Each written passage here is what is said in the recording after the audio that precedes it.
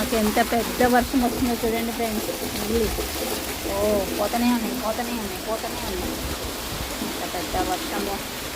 కుక్కల కోసం గేటు తీసి పెట్టిన నా కూతురు చూసారా ఎంత పెద్ద వర్షం.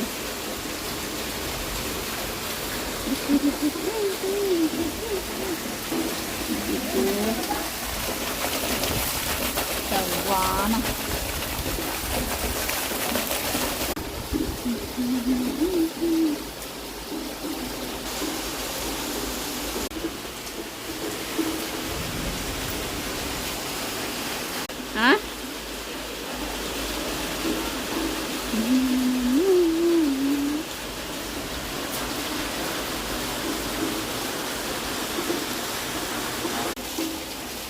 వాన